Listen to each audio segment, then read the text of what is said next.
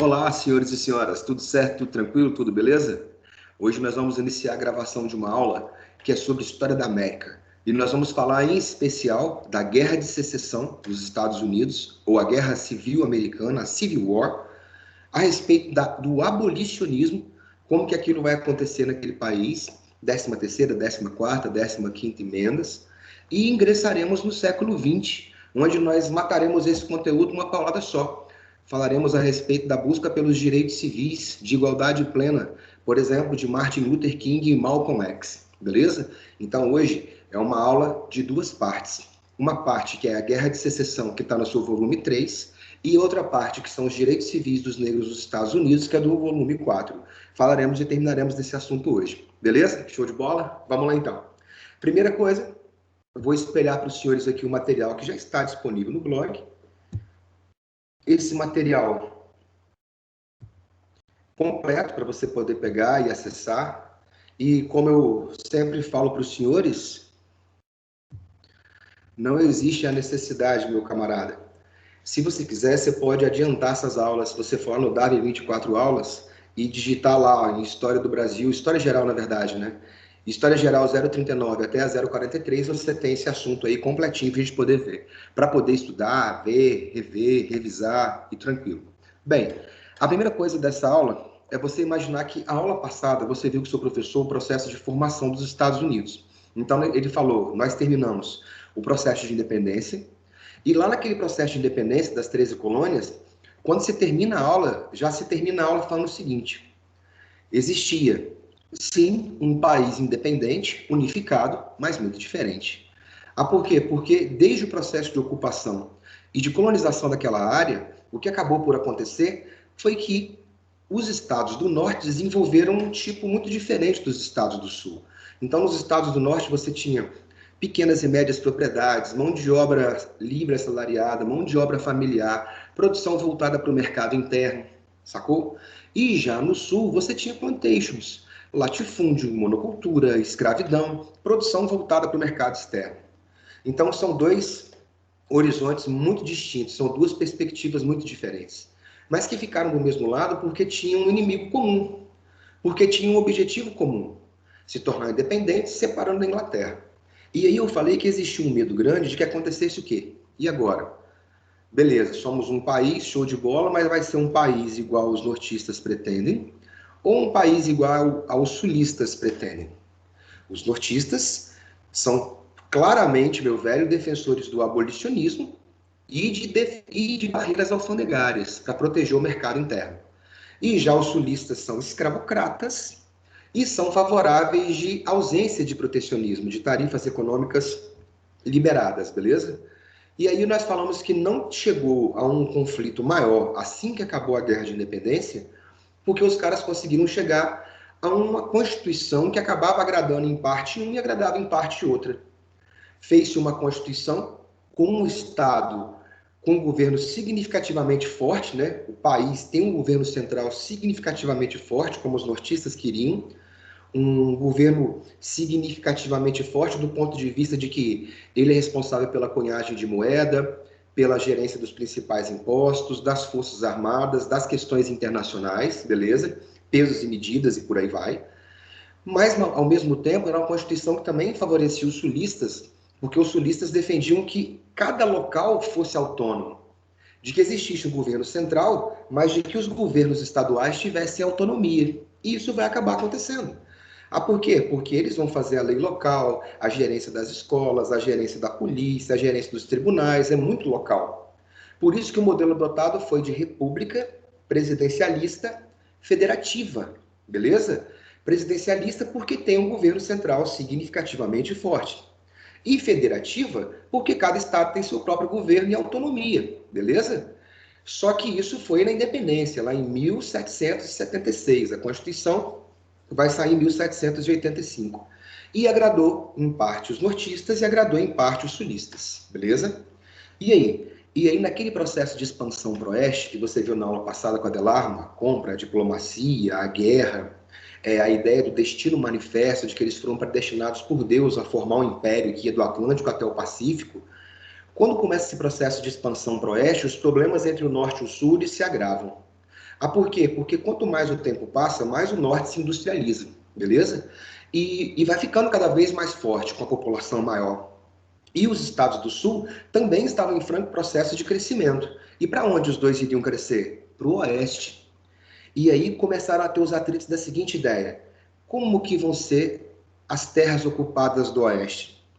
Como os nortistas pretendem, pequenas e médias propriedades, mão de obra familiar, mão de obra livre assalariada, com barreiras alfandegárias para poder fortalecer o mercado interno, protegendo da concorrência estrangeira, ou como os sulistas querem, que a ocupação do oeste seja feita através de latifúndios, monoculturas escravocratas para o mercado externo, plantations.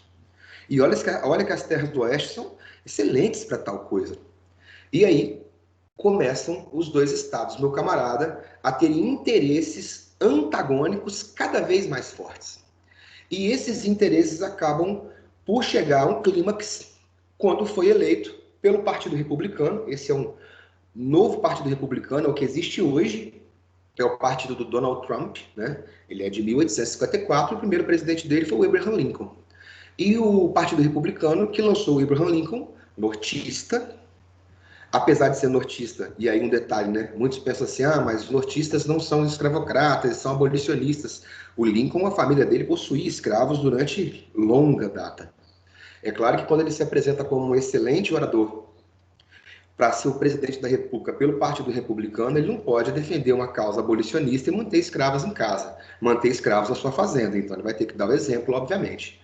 E o Lincoln, em suas campanhas, afirmava o seguinte: se eu for eleito, eu vou abolir a escravidão, eu vou colocar barreiras alfandegárias e vou manter a integridade do país. E o que acontece? Isso era tudo que os sulistas não queriam, porque os sulistas dependem de escravos. Se coloca barreira alfandegária, como que isso prejudicaria o sul, Ronde? Como que favorece o norte, eu entendo, porque se o norte é mais industrializado e se coloca barreira alfandegária, o produto importado entra caro. Então favoreceria a venda do produto nortista. Mas como que isso atacaria o sul? O sul, exemplo, produz algodão, beleza? E aí vai um carregamento de algodão da Carolina do Sul para a Inglaterra. Eles são liberais, defendem liberalismo econômico. Então, o mesmo navio que sai sem pagar impostos nenhum vai para a Inglaterra.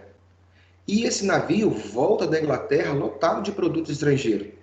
Os sulistas quase não vendem para os nortistas e os sulistas quase não compram os produtos do norte. Se coloca a barreira alfandegária, quando o algodão fosse sair do sul, ia ter uma taxa tão alta que esse algodão ia ser caro.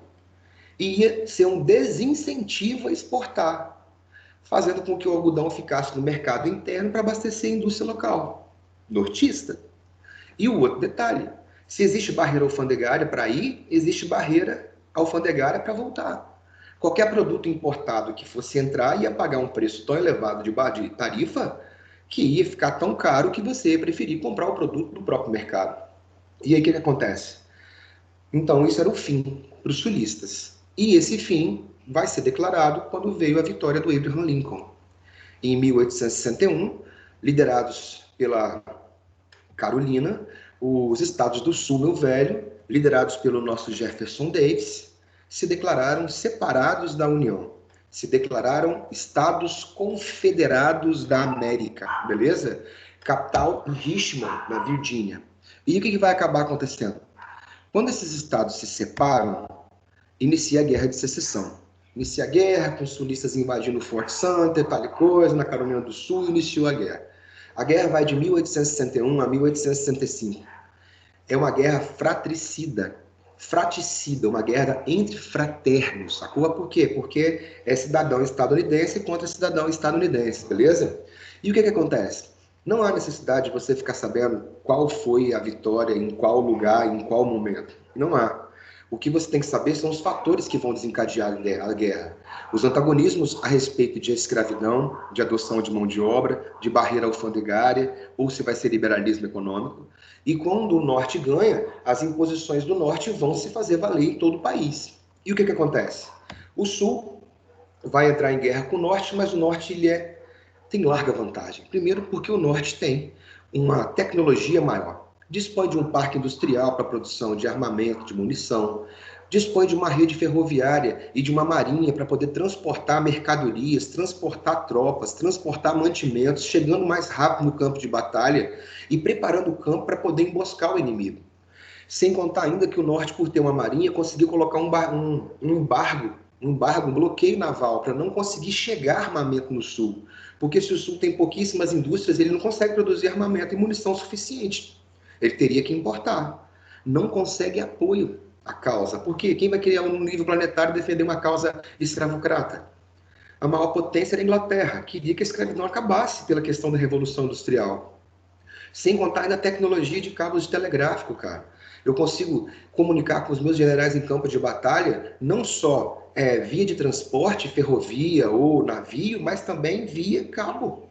E aí eu consigo falar, ó, tá em tal tropa, movimenta para tal lugar. Quando eu tenho velocidade em comunicação e velocidade em transporte, são duas estratégias vitais para a sua vitória.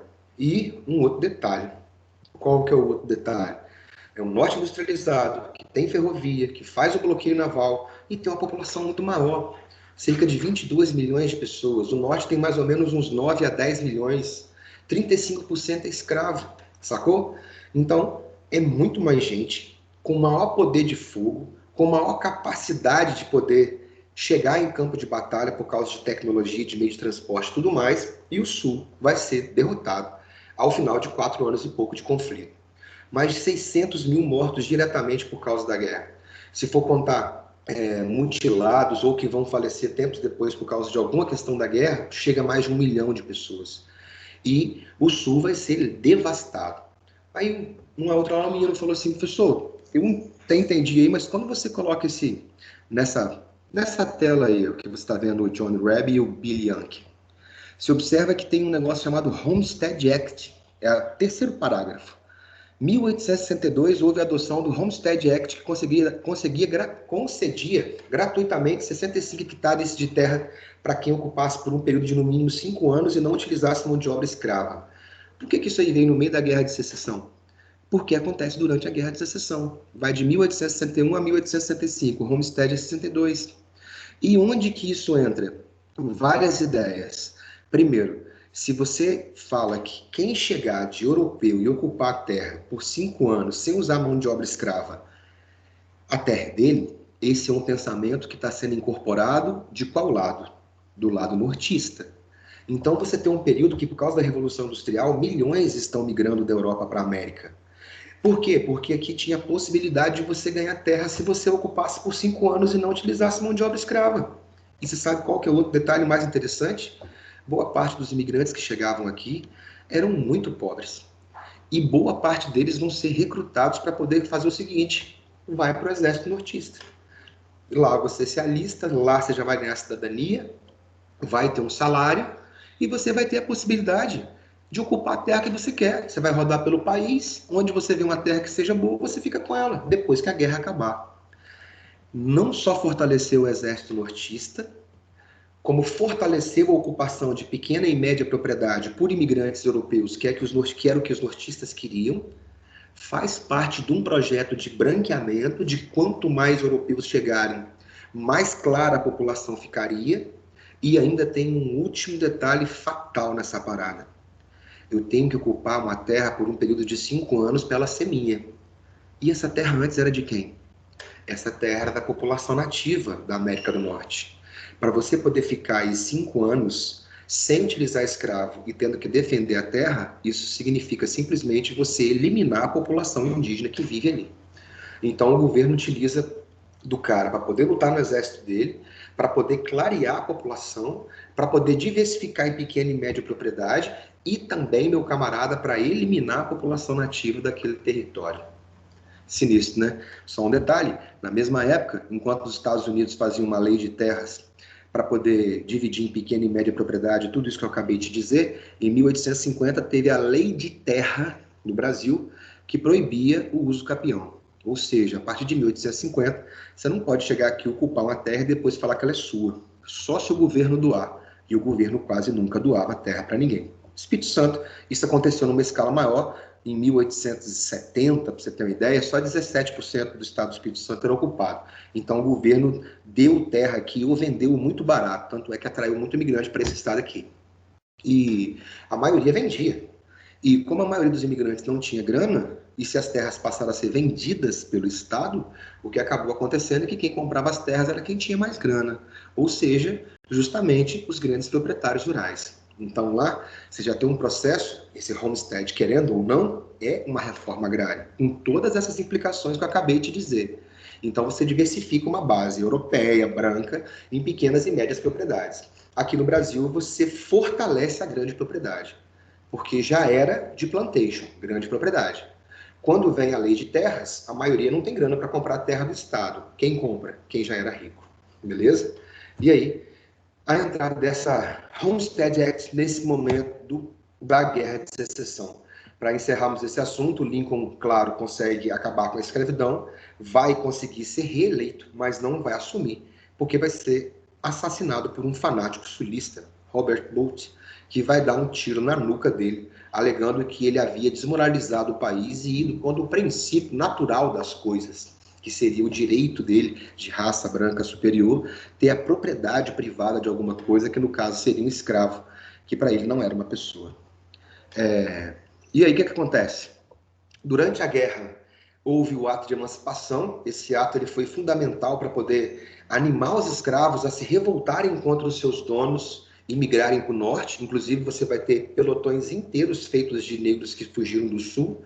E com um detalhe, ó, você vai virar soldado e vai poder combater aquele camarada que te escravizou a vida inteira. Recebiam menos, né? E quase sempre iam na frente de batalha, que são os primeiros que morriam. Você tem uma ideia da parada, como que a situação foi. Quando acabou a guerra, essa lei de emancipação ela vai ser ratificada em 1865. 1865 é a data mesmo onde ela fica bonitinha, que é a 13ª emenda. A 13ª emenda está para o fim da escravidão de forma geral nos Estados Unidos, como a Lei Áurea está para o fim de escravidão geral no Brasil, beleza? E aí nós vamos ver ainda a 14ª e a 15ª. Curiosidades, né? A 13ª emenda só foi aprovada depois de uma guerra que levou à morte de mais de 600 mil pessoas. Aqui no Brasil, nós fomos o último país a eliminar o sistema de escravidão como modo de produção, pode crer? Uma galera que vivia no Sul simplesmente não aceita a perda da sua qualidade de vida ou do seu tipo de vida, como afirmavam na época. Vão vender as coisas e vão para um lugar onde se aceita escravo, no Brasil. Inclusive, vieram várias famílias dos Estados Unidos para cá, venderam tudo lá e compraram aqui um lugar em São Paulo, uma cidadezinha que se chama Americana. E aí, se a guerra acabou lá em 1865, aqui no Brasil a escravidão só acabou em 1888.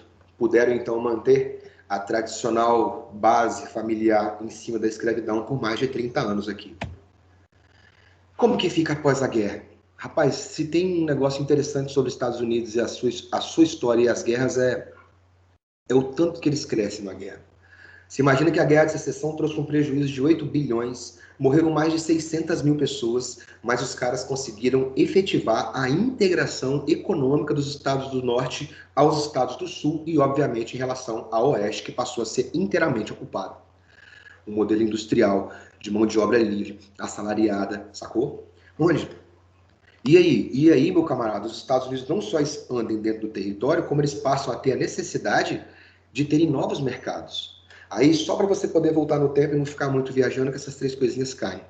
Quando eles chegaram, tinha a teoria ou a doutrina do destino manifesto, que eles foram predestinados a formar um império que ia do Atlântico ao Pacífico. Depois, na aula que você viu sobre a independência da América, você viu que a doutrina que eles adotavam era a doutrina Monroe, a América para os americanos. Os Estados Unidos seriam uma espécie de protetores da América contra tentativas recolonizatórias de países europeus. E agora, como os Estados Unidos está ingressando na Revolução Industrial, a produtividade passou a ser uma escala tão grande porque integrou o mercado interno, colocou barreira alfandegária, aumentou e diversificou a ocupação, aumentou e diversificou o tipo de trabalho que tem naquele território, que ele precisa agora de mais mercado consumidor e muito rápido. E aí aquela doutrina Monroe, que era até então os Estados Unidos protegendo os países da América Latina, se torna o Big Stick. E o que seria o Big Stick, ou o grande cacete?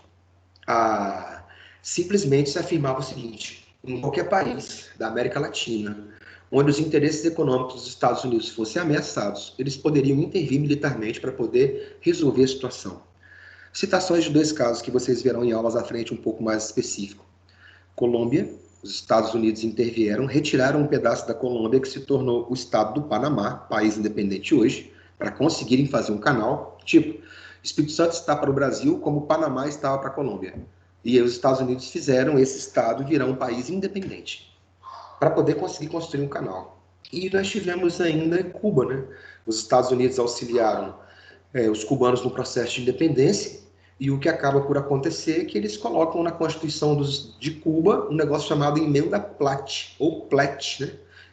Escreve Platt, Emenda Platt, onde os camaradas se davam o direito, os Estados Unidos se davam o direito de intervir em Cuba quando necessitasse, sacou? E aí, vamos às emendas que eu havia falado com você. A 13ª emenda é muito famosa.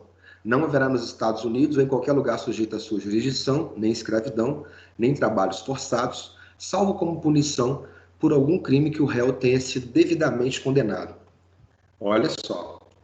Apesar disso, não houve nenhum tipo de inclusão social nem governamental, igual foi no Brasil. Declara extinta a escravidão no Brasil. Revogam-se dispositivos contrários. Ele virou cidadão? Não. Ele ganhou o status de homem de cor. Ele é livre, ele é gente, mas ele não é cidadão. Nos Estados Unidos, a mesma coisa. Não houve nenhum programa de inclusão e nem de garantia de igualdade. Agora, nessa primeira frase da 13ª emenda, eu queria chamar uma atenção, porque nos últimos tempos você tem visto novamente o acirramento das questões raciais nos Estados Unidos, igual o caso do George Floyd e do outro que você viu aí que levou 7 tiros nas costas um dia desse atrás. Tem um documentário que eu gostaria muito que você assistisse depois dessa aula, se você tivesse um tempo. Tem no Netflix, chama 13ª emenda. E aí ele pega a brecha dentro da 13ª emenda. Porque você imagina que não pode haver nos Estados Unidos, em nenhum estado dos Estados Unidos, nem escravidão, nem trabalho forçado, salvo como a punição de um crime. E aí? Esse salvo como a punição de um crime é a brecha que o sistema queria. Ah, por quê? Porque o que vai ser crime? O que vai ser crime é aquilo que eu criminalificar. Então, eu observo, por exemplo, a comunidade negra. A comunidade negra ela tem como prática o uso de... Parte da comunidade negra tem como prática o uso de cannabis, beleza? E aí você vai lá e criminaliza a prática do uso de cannabis. Assim como aconteceu, por exemplo, com ritmos musicais. O jazz, o blues. E aí quando você torna algo que é comum dentro de um tipo de sociedade ou dentro de um tipo de grupo, você tem a brecha que você queria para poder prender o cara, lotar presídio e utilizar como mão de obra barata para trabalho forçado. Tem um documentário excelente que fala sobre isso e você vai ter tudo, os 2 lados da discussão, né? Se é brecha mesmo, se não é, se é assim mesmo que funciona ou não. Eu te recomendo assistir, é muito interessante. A 14ª emenda, isso em 1864, a 14ª emenda estendia direitos civis a todas as pessoas nascidas ou naturalizadas nos Estados Unidos. No Brasil também teve uma lei parecida, que foi a grande naturalização. Só que essa lei aí restringia a participação política. Então fala assim, ó, todos que nasceram nos Estados Unidos ou se encontram nos Estados Unidos agora se tornam cidadãos, beleza? Só que os negros não podem votar. Então você se torna um cidadão de 2ª categoria. Até que, em 1870, vem o direito de voto de todos os cidadãos dos Estados Unidos, independente de raça, credo, cor, sexo, independente. E aí, no momento em que os camaradas passam a ter o direito por uma emenda na Constituição Federal que garante que o direito de voto dos cidadãos dos Estados Unidos não poderá ser negado ou cerceado pelos Estados Unidos, nem por qualquer estado, por motivo de raça, cor ou de prévio estado de servidão. O que acontece? Nos Estados Unidos, 12,5% da população é negra, beleza? No Brasil, essa porcentagem é muito maior, é a metade ou mais. E aí, é claro que existem alguns lugares onde a população negra é maioria. Por exemplo, Louisiana, sacou? A população, maioria é negra. E aí, cara, quando chegou a ideia de que os negros poderiam votar e se candidatar, simplesmente ocorreu um pânico generalizado por parte de uma elite branca que viu o seguinte: se os caras poderem votar e puderem se candidatar, eles vão votar neles mesmos e vão ocupar os cargos políticos e os empregos mais importantes dentro do Estado e vão passar a perseguir a gente. E aí, o que era para pacificar aumentou ainda mais o ódio. Vão surgir várias organizações de cunho segregacionista, racista, fundamentalista, como o White Power, Poder Branco, como a KKK, a Ku Klux Klan, que vão defender, meu velho, de que a raça branca pura é a que deve prevalecer. E os negros, mestiços, judeus, ciganos, essas minorias católicos, sacou? Aí você fala, por quê? Porque a maioria acha que KKK é só para perseguir negro. Não, era o principal grupo naquele momento. Mas a Ku Klux Klan fomenta um discurso de ódio contra várias segmentações, do ponto de vista religioso. Judeus, católicos, muçulmanos, esquece, sacou? Lembra daquele termo WASP? W-A-S-P? Branco, anglo-saxão, protestante? É aquela mesma base. E aí? E esses caras vão ser organizações que vão se espalhar pela América inteira, sacou? E aí, o que acaba acontecendo? É claro que nos estados do sul dos Estados Unidos, um movimento igual a Ku Klux Klan é fortíssimo. E o que acabava acontecendo? Esses camaradas vão passar, meu velho, a agir mesmo. Então você vai ter linchamentos, assassinatos, incêndios, estupros, coisas que são difíceis de você imaginar, mas que aconteceram e muito na história daquele país, principalmente com relação à população negra. E o que acaba rolando com essas paradas? Aí um quadro, né, de comemoração da 15ª emenda, falando de tudo aquilo que o negro teria possibilidade de fazer, de ter acesso à terra, de poder montar a organização, de poder ter um filho na escola, de contrair matrimônio na igreja, acessar a universidade, poder se pronunciar em público, exercer profissão dentro do exército, sacou?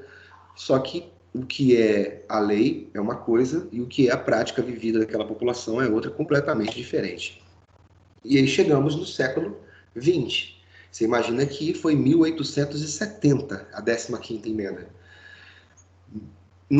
80 anos depois, 1950, a maioria da população negra continuava tendo dificuldade de acesso e continuava ficando isolada ou em guetos em boa parte daquele país, principalmente nos estados do Norte e do Sul. Aí você fala assim, mas por que isso passa a acontecer? Passa a acontecer pelo fato de que, meu camarada, como eu te disse, grupos de segregacionistas vão ser fortíssimos.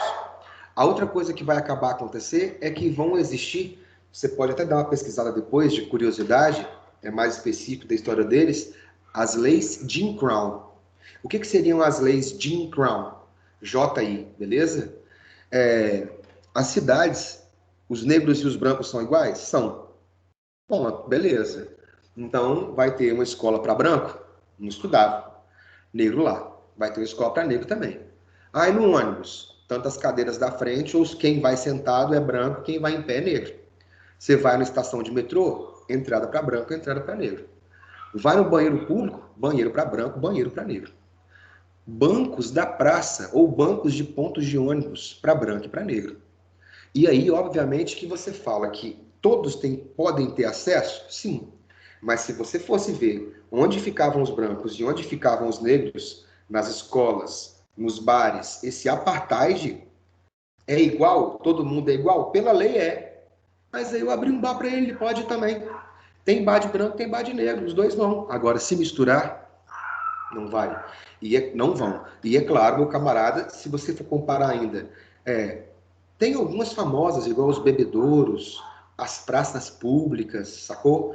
Os ônibus, os lugares nos estádios para prática de esporte. E aí você vai ter dois caras que vão, meu camarada, ser expoentes nesse momento. Que vão falar o seguinte, não adianta estar na Constituição, não adianta falar que é igual, não adianta falar que todos têm que ter acesso, porque na prática os caras deram um jeitinho e não existe igualdade de nada. Ah, porque todo mundo é igual? Tem banheiro para negro, tem banheiro para branco, é igual. Mas só que um é de um jeito, o outro é de outro jeito.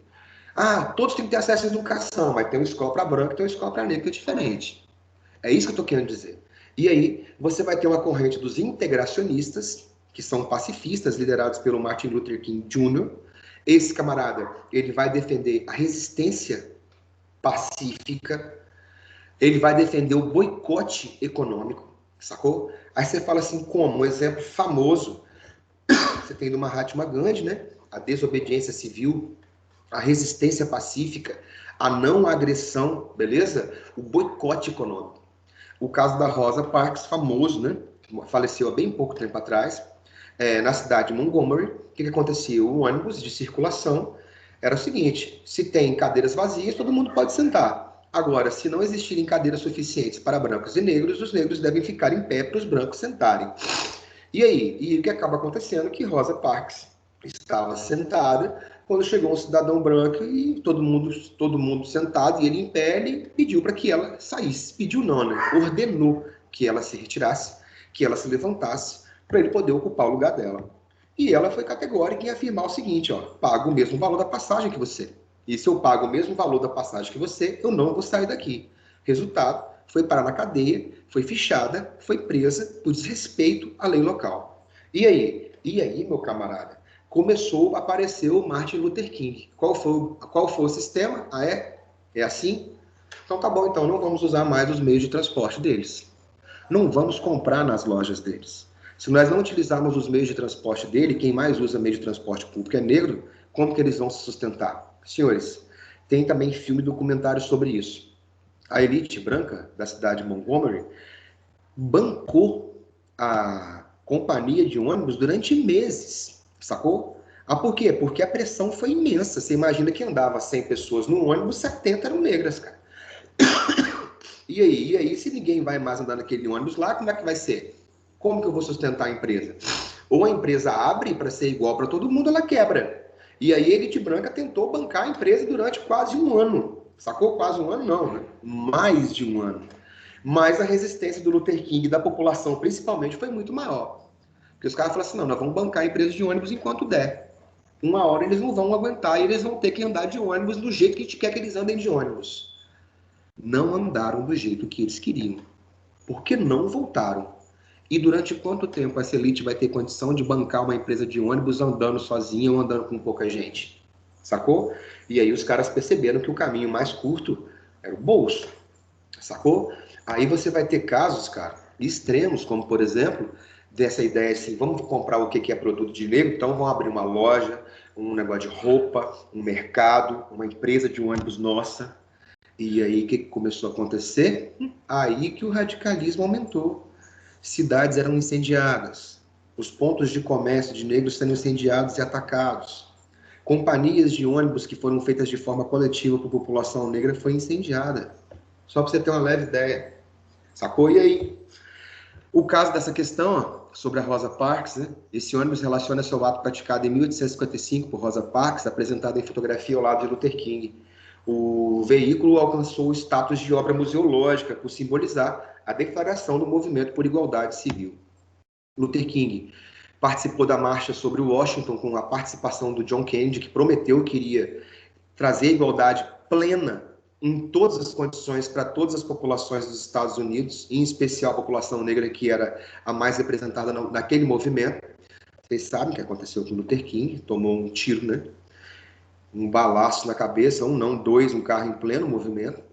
Em 1864 veio a Lei Federal dos Direitos Civis, né? Aí baniu a discriminação dos estabelecimentos públicos. Você já imaginou isso? Em vários estabelecimentos públicos, principalmente do Sul, e negros não entravam neles. Em 1965 vem o Lyndon Johnson, e o Lyndon Johnson vai colocar a Lei dos Direitos Eleitorais.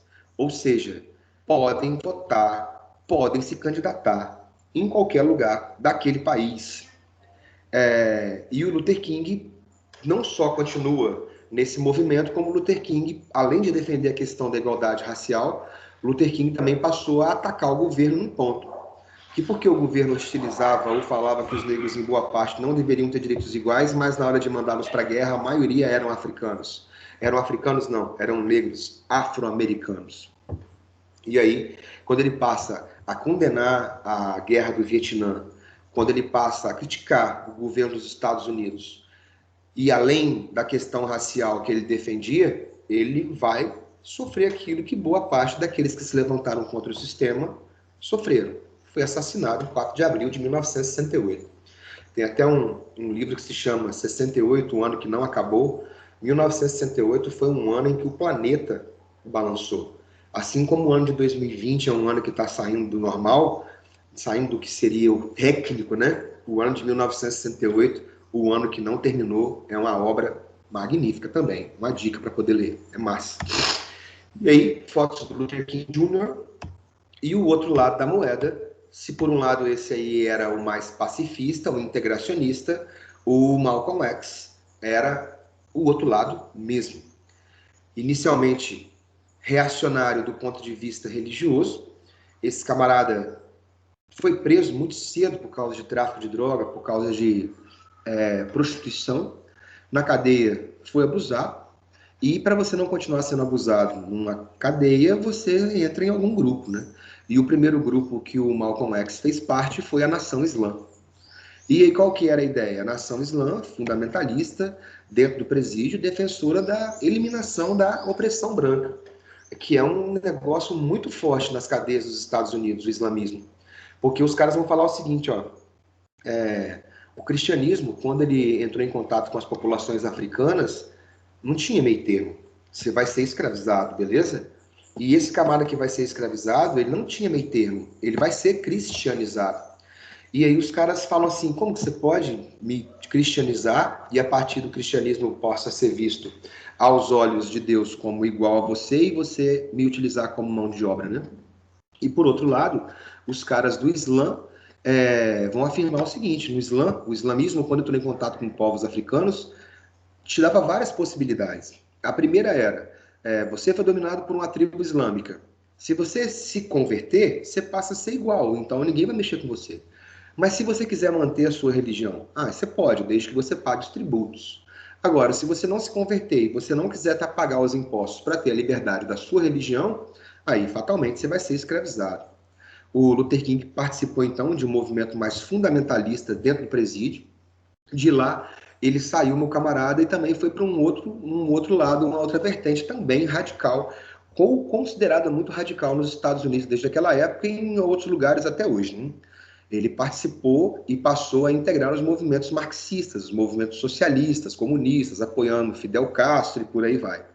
E o discurso dele era um discurso de se usam a força, também vamos usar. Se utilizam a opressão, também utilizaremos.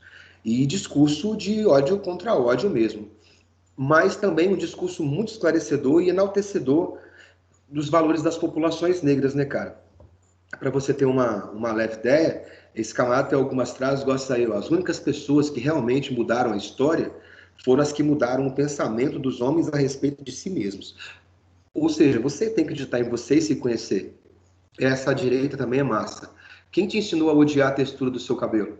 Quem te ensinou, quem te ensinou a odiar a cor da tua pele a tal ponto que você se alveja para ficar como branco?